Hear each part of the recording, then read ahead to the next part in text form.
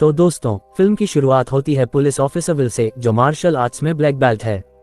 वह अपनी प्रेग्नेंट पत्नी पेज और अपने पालतू कुत्ते के साथ अभी अभी इस नए शहर में शिफ्ट हुआ है। घर पहुंचने के बाद विल पेज को अलविदा कहकर अपनी पहली ड्यूटी के लिए पुलिस स्टेशन पहुंचता है। वहीं उसकी मुलाकात कैप्टन मफी से होती है। मफी उसका परिचय उसके नए पार्टनर टेरी से करवाता है, जो पिछले 16 सालों से इसी पुलिस फोर्स का हिस्सा है। टेरी को देखते ही ऐसा लगता है कि यह बंदा अपने ही अलग नियमों पर चलता है। तभी विल उससे मजाक में कह देता है, भाई बिग बॉस देखना थोड़ा कम कर दे। खैर, दोनों अपनी पहली पेट्रोलिंग पर निकल पड़ते हैं। रास्ते में टेरी की हरकतें देखकर साफ पता चल जाता है कि वह बेहद रफ और बेखौफ पुलिस वाला है। वह एक दुकान में जाता है, आराम से कॉफी उठाता है और बिना पैसे दिए ही बाहर निकल आता है, जैसे मानो पूरे शहर में उसी का राज चलता हो। थोड़ी देर बाद पता चलता है कि टेरी की एक गर्लफ्रेंड भी है, जिसका नाम मैरिट है। लेकिन सबसे हैरानी की बात यह है कि मैरिट पहले से शादीशुदा है। टेरी विल से कहता है, तुम यहीं कार में बैठकर उसके पति पर नजर रखना, मैं बस 2 मिनट में आता हूँ। इतना कहकर वह सीधे मैरिट के घर के अंदर चला जाता है। उधर दूसरी तरफ विल की पत्नी पेज अपनी प्रेगनेंसी के बावजूद नए घर के लिए सामान खरीदने निकली होती है। एक स्टोर में उसकी नज़र एक बेहद अजीब से आदमी पर पड़ती है। जब वह उसके बारे में पूछती है तो स्टोर का कर्मचारी कहता है, यह आदमी लोगों की हर इच्छा पूरी कर देता है। लेकिन आखिर यह इंसान कौन है और लोगों की इच्छाएं कैसे पूरी करता है? इसका जवाब हमें कहानी में आगे मिलेगा। फिलहाल अगर वीडियो पसंद आ रही है तो इसे लाइक जरूर कर देना। और अब वापस चलते हैं टेरी के पास। इस समय टेरी मैरिट के घर के अंदर दीवार में ड्रिल मशीन चला रहा होता है। तभी विल के रेडियो पर एक इमरजेंसी कॉल आती है। वह टेरी को आवाज देता है, लेकिन घर के अंदर तेज म्यूजिक बजने की वजह से टेरी उसकी आवाज सुन ही नहीं पाता। इसी बीच मैरिट का पति भी वहां पहुंच जाता है। उसे गलतफहमी हो जाती है कि उसकी पत्नी का अफेयर विल के साथ चल रहा है, इसलिए वह बिना कुछ समझे सीधे विल पर ही भड़कने लगता है। मजबूर होकर विल अकेले ही उस इमरजेंसी कॉल की लोकेशन पर पहुंचता है। वहां पहुंचते ही वह देखता है कि घर का मुख्य दरवाजा पहले से खुला हुआ है। ये देखकर उसे शक होता है कि अंदर कुछ गड़बड़ जरूर है। सावधानी बरतते हुए वह अपनी पिस्तौल निकालता है और धीरे धीरे घर के अंदर प्रवेश करता है। अंदर एक महिला हेडफोन लगाकर तेज आवाज में गाने सुन रही होती है। इसी वजह से उसे विल की आवाज सुनाई नहीं देती। अचानक जैसे ही वह महिला नीचे झुककर कोई सामान उठाती है और फिर खड़ी होती है, उसकी परछाई देखकर विल घबरा जाता है। उसे लगता है कि कोई हमलावर उसकी तरफ बढ़ रहा है। घबराहट में विल ट्रिगर दबा देता है। हालांकि गोली महिला को नहीं लगती, लेकिन वह बेहद गुस्से में आ जाती है और विल पर टूट पड़ती है। दोनों के बीच धक्का मुक्की शुरू हो जाती है। इसी संघर्ष के दौरान दोनों एक लकड़ी की सजावटी संरचना पर गिर पड़ते हैं। हादसा इतना भयानक होता है कि लकड़ी का एक नुकीला टुकड़ा महिला की गर्दन में धंस जाता है। कुछ ही पलों में उसकी मौत हो जाती है। ये सब देखकर विल पूरी तरह सदमे में चला जाता है। उसे समझ ही नहीं आता कि अब आगे क्या करे। उसी समय टेरी भी अपना काम खत्म करके मुस्कुराते हुए वहां पहुंचता है। लेकिन जैसे ही उसकी नज़र विल के घबराए हुए चेहरे पर पड़ती है, उसे तुरंत एहसास हो जाता है कि यहाँ कुछ बहुत बड़ा हो चुका है। टेरी जैसे ही ऊपर वाली मंजिल पर पहुंचा और उस महिला की लाश देखी, उसका गुस्सा 7वें आसमान पर पहुंच गया। पहले तो वह इस घटना की जानकारी पुलिस स्टेशन को देने ही वाला था, लेकिन तभी उसे याद आया कि इस समय वह भी विल के साथ ड्यूटी पर था। अगर इस केस में विल फंसता तो शक की सुई उसके ऊपर भी आ सकती थी। इसी सोच में दोनों पूरे घर की तलाशी लेने लगते हैं। तभी उन्हें घर के अंदर छिपा कर रखी गई बड़ी मात्रा में नकदी मिलती है। इतने सारे पैसे देखकर टेरी के दिमाग में एक खतरनाक प्लान आता है। वह कहता है, क्यों न इस पूरे मामले को मर्डर की जगह लूटपाट के दौरान हुई हत्या का रूप दे दिया जाए। ये सुनकर विल कहता है, लेकिन पूरे घर में हमारे फिंगरप्रिंट और डीएनए के निशान फैल चुके हैं, पुलिस को हम पर शक तो जरूर होगा। टेरी मुस्कुराते हुए कहता है, उसकी भी चिंता मत करो, हम यहीं बैठकर आराम से चाय पीते हैं। बाद में अगर कोई पूछेगा कि हमारा डीएनए यहाँ कैसे मिला, तो हमारे पास इसका एक सामान्य कारण होगा। इसके बाद दोनों पूरे घर का सीन बदलना शुरू कर देते हैं ताकि यह घटना एक साधारण चोरी जैसी दिखाई दे। इसी बीच बाहर एक महिला अपनी गाड़ी गलत जगह पार्क कर देती है। मौका देखते ही टेरी बिना किसी खास वजह के उसका फर्जी चालान भी काट देता है, ताकि उस समय उनकी मौजूदगी का एक रिकॉर्ड बन जाए। कुछ देर बाद दोनों को आधिकारिक तौर पर उसी घटना की सूचना मिलती है। अब वे ऐसे व्यवहार करते हैं जैसे पहली बार इस केस पर पहुंचे हों। मौके पर उनकी मुलाकात कैप्टन मफी और मृत महिला के पति पेप्सी से होती है। पूछताछ के दौरान पेप्सी बताता है कि उसकी पत्नी के पास अक्सर एक लड़का मसाज देने आया करता था। ये सुनते ही सभी को लगता है कि शायद उसी से पूछताछ शुरू करना सही रहेगा। वहां से निकलने के बाद टेरी विल को अपने गुप्त ठिकाने यानी स्टैश हाउस लेकर जाता है। यही वह जगह है जहां वह अपने कई संदिग्ध सामान और राज छिपाकर रखता है। दोनों मिलकर चोरी की गई रकम भी वहीं छिपा देते हैं। फिर उनके बीच एक समझौता होता है कि जैसे ही यह केस हमेशा के लिए बंद हो जाएगा, दोनों उस पैसे को बराबर बराबर बांट लेंगे। दूसरी तरफ विल सीधे अपने घर पहुंचता है। उसे देखते ही उसकी पत्नी पेज समझ जाती है कि उसके साथ कुछ बहुत बुरा हुआ है। काफी पूछने पर विल आखिरकार पूरी सच्चाई उसे बता देता है, लेकिन वह खुद को दोषी ठहराने की बजाय सारी गलती टेरी के सिर पर डाल देता है और कहता है कि अगर टेरी उसे न रोकता तो वह सच कब का स्वीकार कर चुका होता। ये सब सुनने के बाद पेज को टेरी पर बिल्कुल भी भरोसा नहीं रहता। वह तय करती है कि एक बार उससे आमने सामने मिलकर ही यकीन करेगी कि उस इंसान पर भरोसा किया जा सकता है या नहीं। उधर दूसरी ओर कैप्टन मफी एक बार में बैठी होती है। तभी वही महिला वहां पहुंचती है जिसका टेरी ने बेवजह चालान काटा था। वह चालान की रसीद मफी को दिखाती है। रसीद पर दर्ज समय देखकर मफी अचानक चौंक जाती है, क्योंकि उसकी टाइमिंग क्राइम सीन की टाइमलाइन से बिल्कुल मेल खा रही होती है। यहीं से मफी के मन में पहली बार शक पैदा होता है कि इस केस में कुछ ऐसा है जो ऊपर से दिखाई नहीं दे रहा। लेकिन दोस्तों, अभी तक न तो मफी को पूरी सच्चाई पता है और न ही हमें। आगे कहानी ऐसा मोड़ लेने वाली है जिसकी किसी ने कल्पना भी नहीं की होगी। लेकिन दोस्तों, यहाँ एक ऐसी बात थी जो अभी तक किसी को पता नहीं थी। दरअसल जब इस घर में ये पूरा हादसा हो रहा था, उसी समय वहां उस महिला का मसाज करने वाला लड़का भी मौजूद था। उसने अपनी आंखों से देखा कि दोनों पुलिस अधिकारी लाश के पास खड़े हैं और घर में रखे पैसों को भी देख रहे हैं। हालात बिगड़ते देख वह बिना किसी की नज़र में आए खिड़की के रास्ते वहां से भाग निकलता है। बाद में जब पुलिस उससे पूछताछ करती है तो वह मासूम बनते हुए कहता है, सर मैं तो सिर्फ मसाज देने आता था, मुझे किसी भी घटना के बारे में कुछ नहीं पता।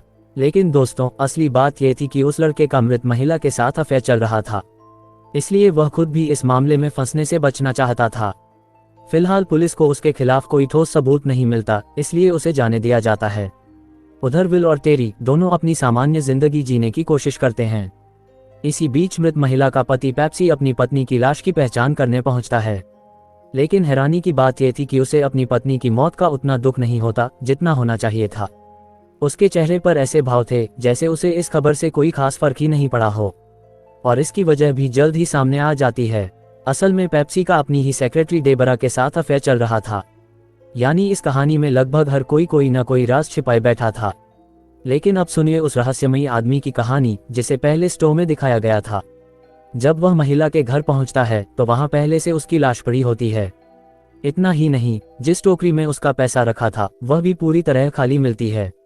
ये देखकर वह आग बबूला हो जाता है। गुस्से में वह सीधे पेप्सी के पास पहुंचता है और कहता है, मुझे मेरे पैसे वापस चाहिए, और अगर पैसे नहीं मिले तो अब तुम्हें इसकी कीमत चुकानी पड़ेगी। मेरी फीस अब $1 मिलियन होगी, वरना तुम भी अपनी पत्नी के पास पहुंच जाओगे। इतना कहकर वह वहां से चला जाता है और पेप्सी बुरी तरह घबरा जाता है। इसके बाद कहानी डिनर टेबल पर पहुंचती है, जहां विल, पेज और टेरी साथ बैठे होते हैं। बातों बातों में टेरी कहता है कि पुलिस की नौकरी में कई बार ऐसे फैसले लेने पड़ते हैं जो बाहर से गलत दिखाई देते हैं, लेकिन परिस्थितियां उन्हें सही बना देती हैं। तभी पेज भी बताती है कि उनका एक रिश्तेदार पुलिस विभाग में है जो अक्सर रिश्वत लेकर अपने काम निकालता है। पेज की बातें सुनते ही टेरी समझ जाता है कि विल ने घर जाकर पूरी सच्चाई अपनी पत्नी को बता दी है। ये बात उसे बिल्कुल पसंद नहीं आती। दिन खत्म होने के बाद जैसे ही टेरी वहां से निकलता है, वह गुस्से में उस परिवार के पालतू कुत्ते को भी नुकसान पहुंचाने की कोशिश करता है और माहौल बेहद तनावपूर्ण हो जाता है। हालांकि अगले दिन वह फिर विल से माफी मांग लेता है और कहता है, उम्मीद है कि कल रात जो कुछ भी हुआ उसका असर हमारी दोस्ती पर नहीं पड़ेगा। विल भी फिलहाल बात को वहीं खत्म कर देता है। उसी दिन कैप्टन मफी दोनों को अपने ऑफिस बुलाती है। वह बताती है कि क्राइम सीन से अभी तक कोई ऐसा सबूत नहीं मिला है जिससे केस में कोई बड़ा मोड़ आए, लेकिन जांच के दौरान मृत महिला के पति पेप्सी को लेकर कुछ नई बातें सामने आई हैं, और अब शक की सुई धीरे धीरे उसकी तरफ भी घूमने लगी है। यहीं से इस केस की दिशा पूरी तरह बदलने वाली है। कैप्टन मफी का मानना था कि इस केस में अभी कई ऐसे सवाल हैं जिनके जवाब मिलना बाकी हैं। इसलिए वह कहती है कि मृत महिला के पति पेप्सी के बारे में भी गहराई से जानकारी निकालनी चाहिए, क्योंकि यह भी संभव है कि उसने ही अपनी पत्नी की हत्या की साजिश रची हो। इसके बाद मफी एक और अहम बात उठाती है। क्राइम सीन से विल और टेरी दोनों के कई फिंगरप्रिंट मिले थे। इस पर दोनों सफाई देते हैं कि उन्हें पहले उसी घर से एक शिकायत मिली थी। जब वे वहां पहुंचे तो घर की महिला ने उनके साथ बदसलूकी की, इसलिए वे बिना कोई कार्रवाई किए वहां से लौट आए थे। मफी को उनकी बात पूरी तरह भरोसेमंद तो नहीं लगी, लेकिन फिलहाल उसके पास उन पर शक करने का कोई ठोस सबूत भी नहीं था, इसलिए उसने बात को वहीं छोड़ दिया। उधर दूसरी तरफ डरी हुई पेज सीधे उसी स्टोर में पहुंचती है जहां उसे पहले वह रहस्यमयी आयरिश आदमी मिला था। वह वहीं से उसका संपर्क हासिल करती है और एक कॉफी शॉप में उससे मिलने का समय तय करती है। मुलाकात के दौरान पेज कहती है, मैं टेरी को रास्ते से हटाना चाहती हूँ। मुझे डर है कि कहीं वह मेरे पति विल को भी नुकसान न पहुंचा दे। लेकिन उस आदमी का काम आसान नहीं था। इसके बदले वह मोटी रकम की मांग करता है। इतने पैसों का इंतजाम करने के लिए पेज टेरी के गुप्त ठिकाने यानी स्टैश हाउस पहुंचती है। उस जगह का पासकोड उससे पहले ही विल से पता चल चुका था। वहां से वह पैसों का एक हिस्सा निकालती है और तय जगह पर उस आयरिश आदमी के मेल बॉक्स में रख देती है। उधर पेप्सी की हालत लगातार खराब होती जा रही थी।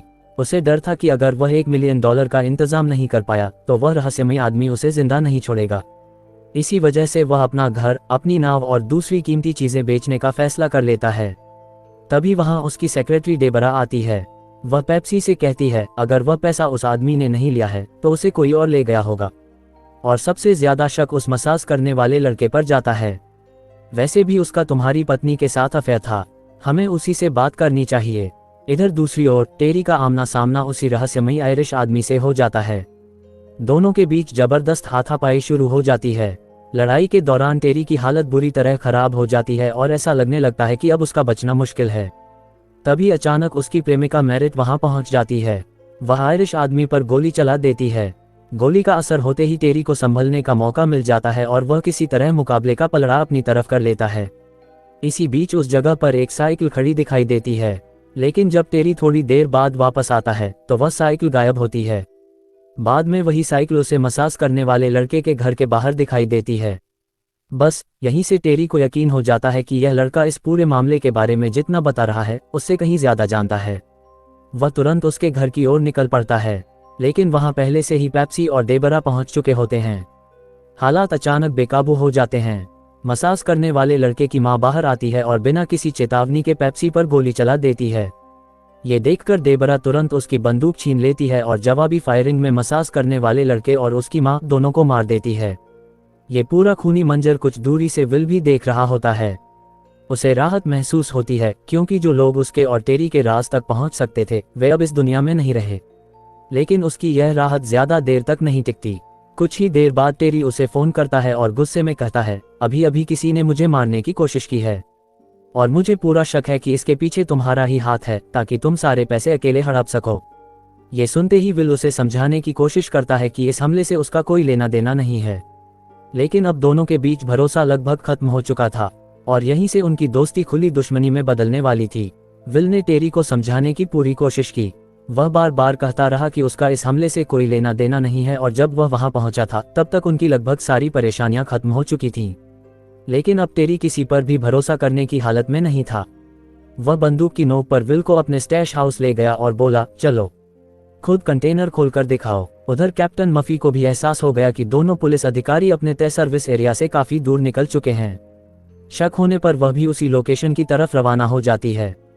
इधर टेरी विल से कंटेनर खुलवाता है, लेकिन जैसे ही कंटेनर खुलता है दोनों के होश उड़ जाते हैं। अंदर रखा हुआ सारा पैसा गायब था। विल हैरान होकर कहता है, मैं उस रात के बाद यहाँ दोबारा आया ही नहीं, मुझे नहीं पता पैसे कहाँ गए। लेकिन टेरी तुरंत समझ जाता है कि यह काम पेज का ही हो सकता है। उसे याद आता है कि उसने पहले ही विल को चेतावनी दी थी कि अपनी पत्नी को इस मामले से दूर रखे। यहाँ तक कि उसे डराने के लिए उसने उनके पालतू कुत्ते को भी मार दिया था, लेकिन फिर भी पेज पीछे नहीं हटी। गुस्से में टेरी विल से कहता है, अभी अपनी पत्नी को फोन लगाओ। जैसे ही विल की पेज से बात होती है उसकी बातों से टेरी को सच्चाई समझ आ जाती है। असल में विल ने अपनी पत्नी से झूठ बोला था। उसने कहा था कि उस महिला की मौत का जिम्मेदार टेरी है, जबकि सच्चाई कुछ और थी। उधर कैप्टन मफी भी उसी जगह पहुंच जाती है। वहां उसे ऑफिसर विल की लाश दिखाई देती है। उसी समय पेज का फोन आता है। घबराई हुई पेज मफी को बताती है कि टेरी ने ही मृत महिला की हत्या की थी, फिर उसने विल को भी मार दिया और अब शायद वह उसे भी मारने आ रहा है। ये सुनते ही मफी तुरंत रेडियो पर संदेश प्रसारित करती है, सभी यूनिट्स ध्यान दें, ऑफिसर टेरी की तुरंत तलाश शुरू की जाए, वह बेहद खतरनाक है। ये संदेश वायरलेस के जरिए टेरी भी सुन लेता है। अब उसे समझ आ जाता है कि पूरा पुलिस विभाग उसके पीछे पड़ चुका है। गुस्से से भरा टेरी सीधे पेज को ढूंढने निकल पड़ता है। कुछ ही देर में वह उसे ढूंढ निकालता है और उस पर बंदूक तान देता है। ऐसा लगता है कि अब पेज का बचना नामुमकिन है, लेकिन तभी पीछे से कैप्टन मफी वहां पहुंच जाती है। वह टेरी को आखिरी बार समझाने की कोशिश करती है। टेरी, हथियार नीचे रख दो, अब सब खत्म हो चुका है। लेकिन टेरी किसी की बात सुनने को तैयार नहीं होता। हालात बेकाबू होते देख मफी मजबूरन गोली चला देती है। गोली सीधे टेरी को लगती है और वहीं उसका अंत हो जाता है। इसके बाद कहानी कुछ समय आगे बढ़ती है। पेज अस्पताल में भर्ती होती है क्योंकि उसने अभी अभी एक बच्चे को जन्म दिया है। जब उसे होश आता है तो कैप्टन मफी उससे पूरी घटना की सच्चाई जानना चाहती है, लेकिन पेज साफ कह देती है, मुझे कुछ भी याद नहीं है। मफी बार बार उससे सच बताने की गुजारिश करती है। तब पेज धीरे से कहती है, पहले मुझे मेरा बच्चा दिखा दीजिए, उसके बाद ही मैं कुछ कहूंगी। ये सुनकर कैप्टन मफी पेज का नवजात बच्चा लाने के लिए कमरे से बाहर निकल जाती है। लेकिन जैसे ही वह बाहर जाती है, पेज मौका देखकर अस्पताल से उस बैग के साथ भागने लगती है जिसमें वह सारी रकम रखी होती है। ऐसा लगता है कि आखिरकार वह पैसे लेकर बच निकलेगी, लेकिन तभी अचानक वही रहस्यमयी आयरिश हिटमैन उसके सामने आ जाता है। बिना कोई मौका दिए वह पेज की भी हत्या कर देता है और पैसों से भरा बैग अपने कब्जे में ले लेता है। इसके बाद वह बैग लेकर लिफ्ट की तरफ बढ़ता है, लेकिन जैसे ही लिफ्ट का दरवाजा खुलता है, सामने कैप्टन मफी खड़ी होती है। अगले ही पल लिफ्ट के अंदर हर तरफ नोट उड़ते हुए दिखाई देते हैं। यानी उन पैसों का आखिर क्या हुआ, ये किसी को कभी पता नहीं चलता। बस एक बात साफ हो जाती है, जिसने भी उन पैसों के पीछे भागने की कोशिश की, आखिर में उसकी मौत ही हुई। कुछ समय बाद कहानी का आखिरी दृश्य दिखाया जाता है। कैप्टन मफी विल के नवजात बेटे को गोद ले लेती है और उसकी परवरिश की जिम्मेदारी अपने ऊपर उठा लेती है। यहीं पर फिल्म अपनी सबसे बड़ी सीख भी देती है, पैसा कभी किसी का सगा नहीं होता। जो लोग लालच में सही और गलत का फर्क भूल जाते हैं, उनका अंत हमेशा बुरा ही होता है। इसलिए ये कहानी सिर्फ पैसों की नहीं थी, यह उन लोगों की कहानी थी जो दौलत के पीछे भागते भागते अपनी इंसानियत खो बैठे। इसी संदेश के साथ फिल्म समाप्त होती है। अगर आपको यह मूवी एक्सप्लेन पसंद आया हो तो वीडियो को लाइक जरूर करें। कमेंट में बताइए कि आपको फिल्म कैसी लगी, और अगर अभी तक चैनल को सब्सक्राइब नहीं किया है तो जल्दी से सब्सक्राइब कर लीजिए। मिलते हैं अगली शानदार मूवी एक्सप्लेन वीडियो में।